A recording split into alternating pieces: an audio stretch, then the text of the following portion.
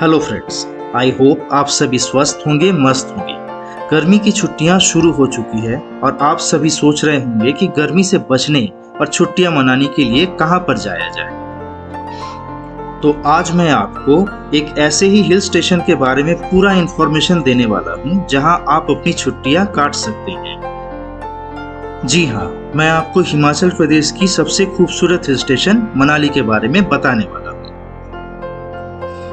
जिसके बारे में आपको पूरा इंफॉर्मेशन देने वाला हूँ इस वीडियो में। तो watch this video till the end and let's start. सबसे पहले आपके दिमाग में ये सवाल आएगा कि मनाली कैसे पहुंचा जाए। तो इसके लिए आपके पास 3 ऑप्शंस हैं। Option number 1, by flight.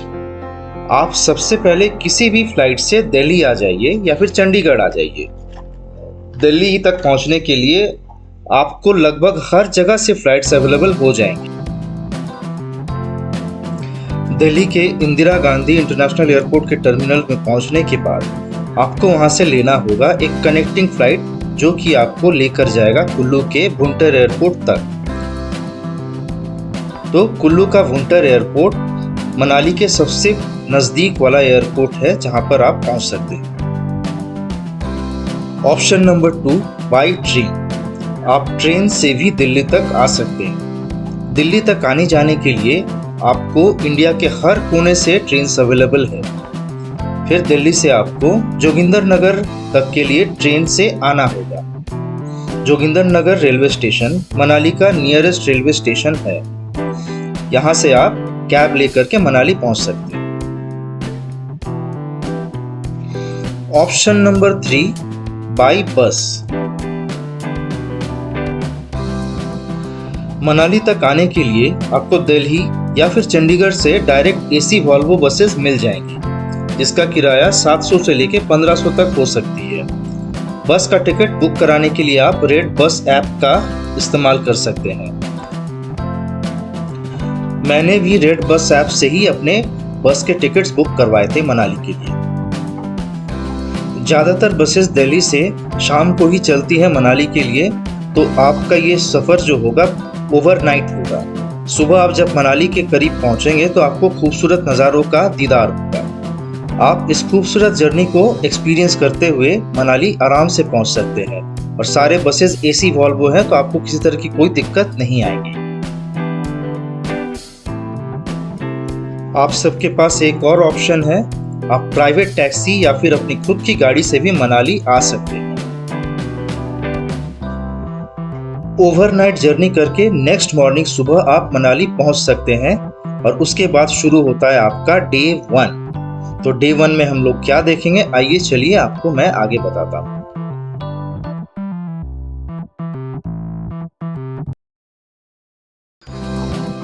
Day 1 में सबसे पहले आप अपने होटल या फिर होम स्टे में चेक इन करिए। होटल बुकिंग आप ऑनलाइन ही कीजिए, तो ये आपके लिए बेहतर होगा। आप चाहे तो मनाली के मॉल रोड के पास भी होटल ले सकते हैं, या फिर मनाली से थोड़ी दूरी पर, जैसे कि मैं होटल लिया था गदेरनी नाम के विलेज में, जो कि बरोड या फिर पाशा विलेज के पास पड़ता है। तो वहाँ से व्यूज़ काफ़ी अच्छे आते थे। तो आप ऐसे जगहों पर भी होटल ले सकते हैं जहाँ पर आपको अच्छे व्यूज़ मिले। Room tariff season to season vary करते हैं, और मनाली के लिए बेस्ट सीज़न है या तो विंटर्स या फिर समर्स, यानी कि मई से लेकर जून तक या जुलाई तक। उसके बाद ये पूरी तरह से ऑफ सीजन हो जाती, तो रूम आपको सस्ते में मिल सकते हैं। होटल बुकिंग के लिए मैं आपको सजेस्ट करता हूं कि आप गोआईबीबो का ऐप यूज करिए। यहाँ पर आपको होटल्स के अच्छे रेट्स मिल जाएंगे कंपैरेटिवली अदर ऐप्स के मुकाबले। होटल में चेक इन करने के बाद आप शुरू कीजिए अपना पहला दिन का लोकल साइट सीइंग।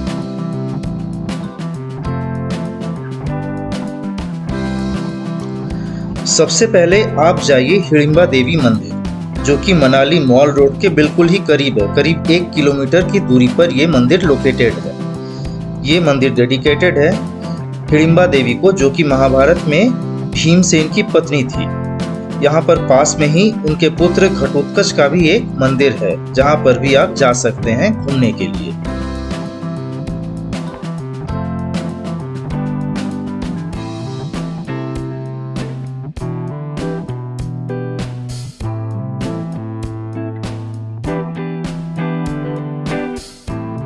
इसके बाद आप चले जाइए वशिष्ठ मंदिर या फिर वशिष्ठ टेम्पल, जो कि मनाली टाउन से 3 किलोमीटर की दूरी पर स्थित है।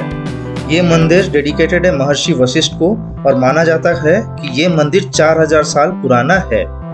यहाँ पर एक राम मंदिर भी है और ये दोनों मंदिर देखने योग्य है। इन मंदिरों का आर्किटेक्चर काफी खूबसूरत है और ये टूरिस्ट के लिए एक मेजर अट्रैक्शन है, तो यहाँ जाना बिल्कुल बनता है।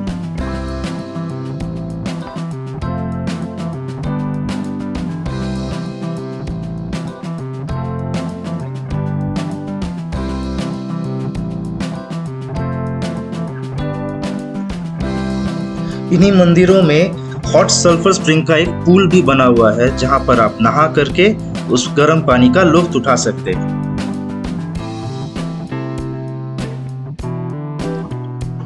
नेक्स्ट आपको करना होगा करीब 3 किलोमीटर का एक छोटा सा ट्रैक और आप पहुंच जाएंगे जोगिनी वाटरफॉल्स, जो कि वशिष्ठ मंदिर से ही थोड़ा आगे चल करके ऊपर में स्थित है। ये वाटरफॉल अपनी खूबसूरती के लिए दूर दूर से लोगों को अपनी ओर आकर्षित करता है, तो यहाँ जाना बिल्कुल बनता है और ये मिस नहीं हो सकता।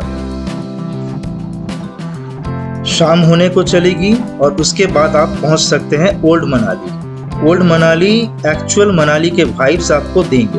यहाँ पर कैफेज है, शॉप्स है, काफ़ी सारी रंग बिरंगी दुकानें हैं, हॉस्टल्स भी है। तो हॉस्टल लाइफ कैसा होता है मनाली का, वो भी वहाँ देख सकते हैं। एक से बढ़कर एक कैफेज है, यहाँ पर आप जाके कैफ़े हॉपिंग कर सकते हैं, जिसमें से सबसे फेमस है आपका लेजी डॉग कैफे या फिर जॉनसन्स कैफे। तो आप इन कैफेज में कुछ समय अपना बिता सकते हैं। यहाँ का फूड और यहाँ की लाइव म्यूजिक का आप आनंद ले सकते हैं और साथ ही देख सकते हैं यहाँ के हॉस्टल्स। और उसके बाद आप जाकर पहुँच सकते हैं मनु टेम्पल, जो कि महाराजा मनु को समर्पित है, जिनके नाम से ही मनाली शहर का नाम बनता है। ओल्ड मनाली कवर अप करने के बाद आप आकर पहुंच सकते हैं मॉल रोड, जो कि वहां से लगभग 1 किलोमीटर या फिर 1.5 किलोमीटर की दूरी पर लोकेटेड है। मॉल रोड में आप दुर्गा मंदिर में दर्शन कीजिए and then you can go for shopping. यहाँ पर आपको शॉपिंग के लिए काफी सारी दुकानें मिल जाएंगी, काफी सारे आइटम्स आप यहाँ से खरीद सकते हैं।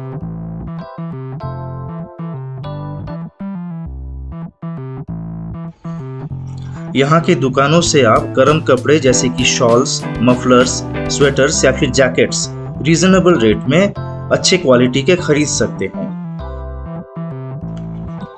अपार्ट फ्रॉम शॉपिंग आप यहाँ पर लोकल फूड भी ट्राई कर सकते हैं, जो कि मॉल रोड में हर जगह पर अवेलेबल है। So you can enjoy local cuisines over here.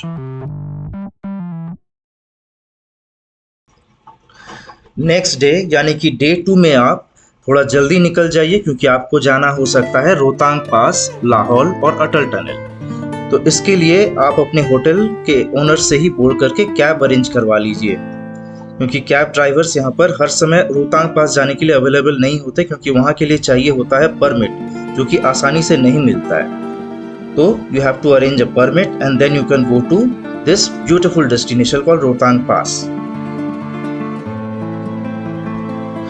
For Rohtang pass you have to start your journey as early as possible, क्योंकि वहाँ पर ट्रैफिक जाम्स लग जाते हैं थोड़ा लेट होने के बाद। तो जितनी जल्दी हो सके आप निकलिए और इन खूबसूरत नज़ारों का लुत्फ उठाते हुए आप चले चलिए, because this road is considered to be the most beautiful roads in and around Manali. तो इस खूबसूरती को आप मिस मत कीजिएगा। तो जरूर से आप चलते रहिए रोहतांग पास के लिए and then you have to go to Lahaul also.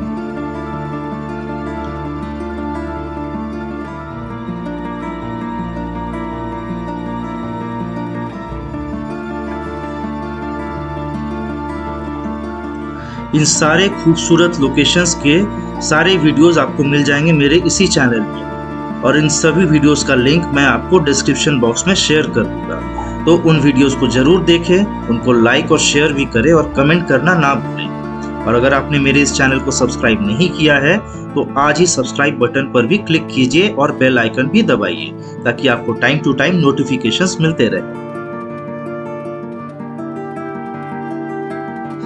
Rohtang पास मई से लेकर अक्टूबर के महीने तक ही खुला रहता है। बाकी के 6 महीने ये स्नोफॉल के कारण पूरी तरह से बंद हो जाती है।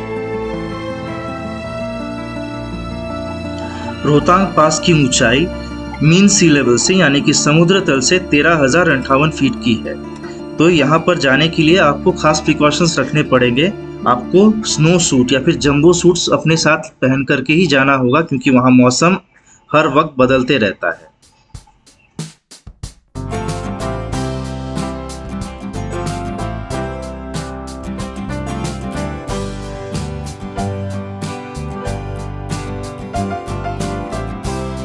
Rohtang Pass या रोहतांग ला was used to reach Lahaul and Spiti Valley before the Atal Tunnel was constructed।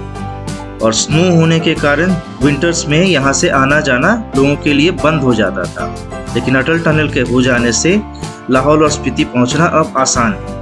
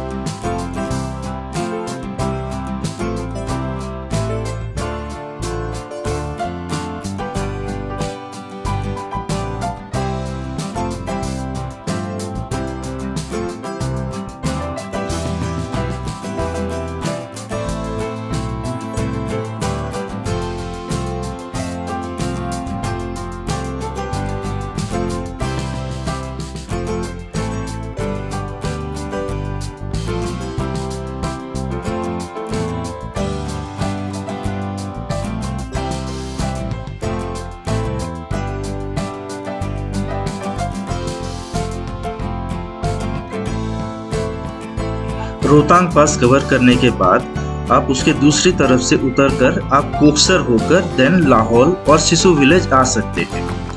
ये नज़ारा भी काफ़ी खूबसूरत है। और अब चलते हैं लाहौल की ओर। लाहौल वैली पहुंचना पहले काफ़ी टफ था, लेकिन अटल टनल के हो जाने से लाहौल आना काफ़ी आसान हो गया है और लोग साल भर लाहौल आ सकते हैं, इवन इन विंटर्स।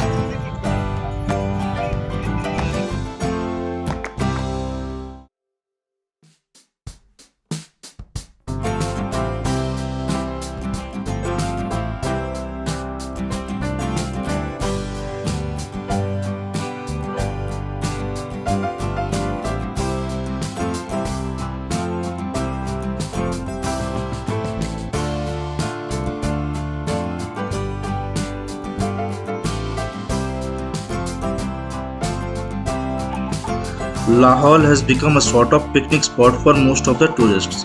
तो यहाँ पर लोग आते हैं, सारा दिन बिता के then they go back to Manali again. यहाँ पर बहती हुई चंद्रभागा रिवर के किनारे लोग काफ़ी एंजॉय करते हैं और यहाँ पर आप भी एंजॉय कर सकते हैं और साथ ही साथ जिप लाइनिंग का भी लुत्फ उठा सकते हैं। यहाँ सिसु वाटरफॉल को भी आप देख सकते हैं, जो कि बिल्कुल सामने ही है।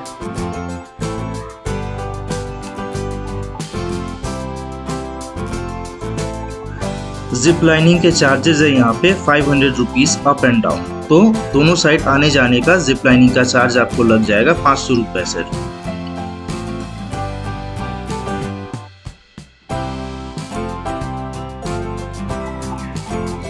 लाहौल में काफ़ी समय बिताने के बाद आप वहाँ से वापस आ सकते हैं Manali through the Atal tunnel. Atal tunnel जो कि वर्ल्ड की लॉन्गेस्ट टनल है 10,000 फीट के ऊपर, और ये डेडिकेटेड है हमारे former prime minister Shri Atal Bihari Vajpayee ji को। तो इस टनल को देखने के लिए दूर दूर से लोग आते हैं।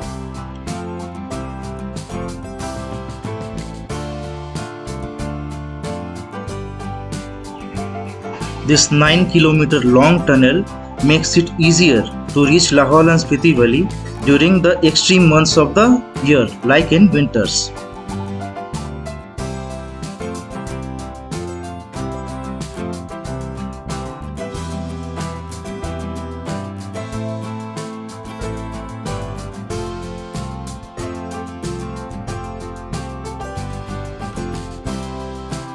अटल टनल क्रॉस करके आप डायरेक्टली पहुंच सकते हैं सोलंग वैली। जी हाँ, सोलंग वैली जो कि एडवेंचर पॉइंट माना जाता है मनाली का।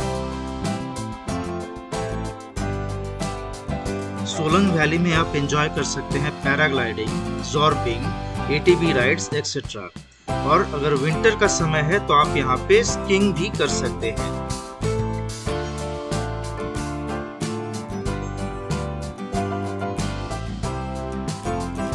पैराग्लाइडिंग के चार्जेस यहाँ पे 1000 रुपीज से शुरू होते हैं, तो आप अकॉर्डिंगली अपने हिसाब से कर सकते हैं। जो कि और ऊपर तक जाते हैं तो चार्जेस बढ़ने लग जाते हैं।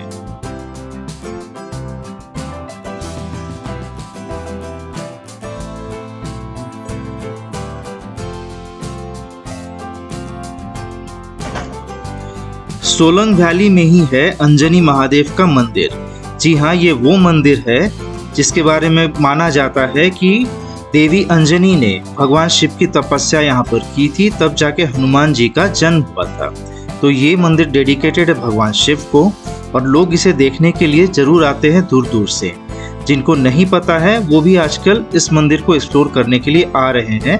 आइदर वो हॉर्स राइडिंग करके आते हैं या फिर ट्रैक करके आते हैं, जो कि अराउंड 1 किलोमीटर का लंबा ट्रैक है। पूरे साल इस झरने का पानी शिवलिंग के ऊपर यूं ही गिरते रहता है, जैसा आप अभी स्क्रीन पर देख रहे हैं। और सर्दियों में ये पूरी तरह से जम जाता है।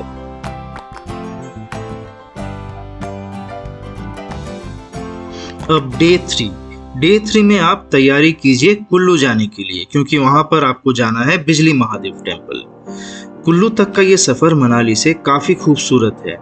आप चारों ओर नज़ारों को देखते हुए कुल्लू वैली एंटर करते हैं। इस पर मैंने एक पूरा वीडियो बना रखा है, जिसका लिंक मैं आपको डिस्क्रिप्शन में दे दूंगा। आप उस लिंक को क्लिक करके उस वीडियो को जरूर देखें।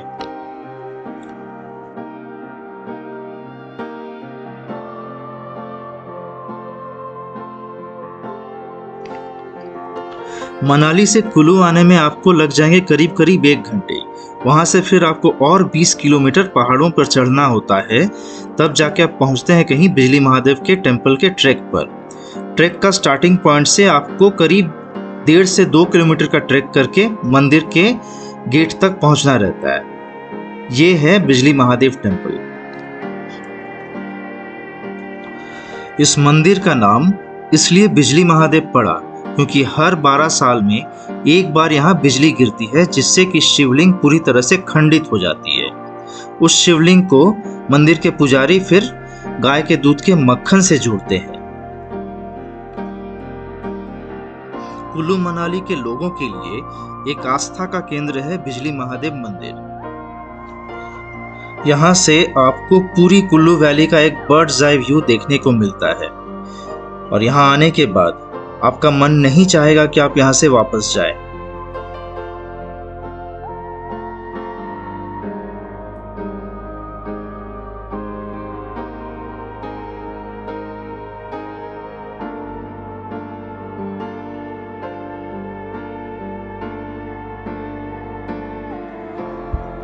आपका अगला डेस्टिनेशन होगा नागर कैसल, जो कि मनाली के नगर गांव में स्थित है।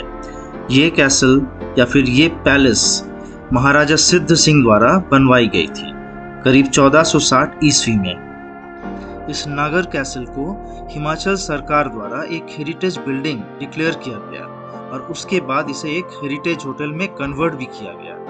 और आज आप जो कुछ भी देख रहे हैं, ये एक होटल है जो कि लोगों के लिए एक आकर्षण का केंद्र बना हुआ है।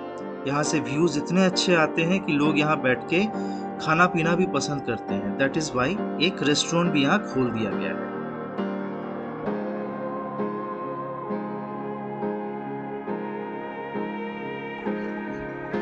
इसके बाद आप चल पड़िए जाना वाटरफॉल्स देखने, जो कि मनाली के जाना विलेज में लोकेटेड है।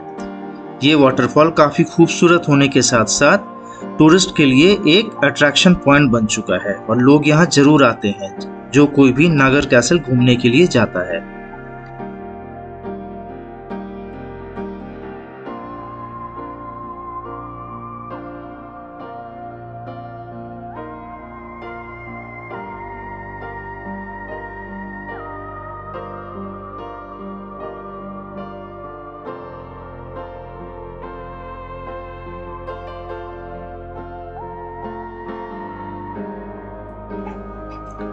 जाना वाटरफॉल के पास में ही लोकेटेड है मनीराम का ढाबा, जहां पर आप लोकल हिमाचली फूड टेस्ट कर सकते हैं। और ये खाना जो है काफी स्वादिष्ट है और रेट भी काफी रीजनेबल है।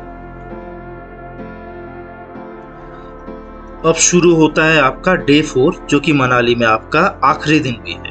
तो इस दिन हम सबसे पहले चलेंगे सियाली महादेव टेम्पल, जो कि हिडिंबा देवी मंदिर के काफी पास में ही लोकेटेड है। और उसके बाद हम चलेंगे बुद्धिस्ट मोनास्ट्री या फिर टिबेटन मोनास्ट्री, जो कि मॉल रोड से बिल्कुल 5 मिनट की वॉकिंग डिस्टेंस पर लोकेटेड है।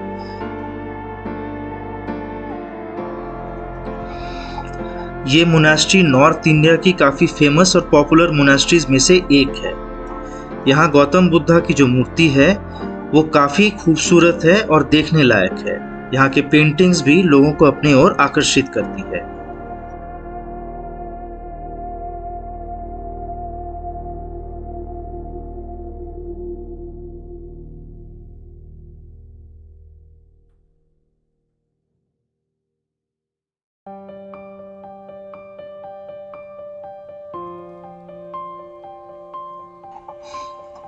एंड फाइनली, अगर आपको मनाली से कुछ और खरीदना हो, कुछ ऐसे मोमेंटोज ले जाने हो, कुछ ऐसे कपड़े ले जाने हो जो आपको अपने शहर में नहीं मिलता हो, तो एक बार फिर से आइए, चलिए मॉल रोड में शॉपिंग के लिए।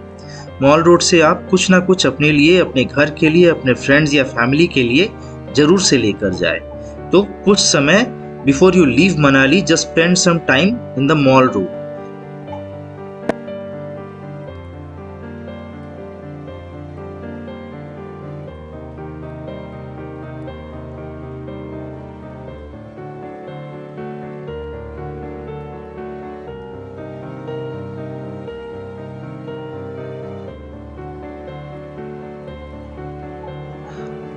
और साथ ही साथ यहाँ पर जरूर ट्राई कीजिए यहाँ के लोकल फूड और यहाँ की चाइनीज फूड भी या फिर टिबेटन फूड भी, लाइक थुपका, मोमोज, लाफिंग एक्सेट्रा।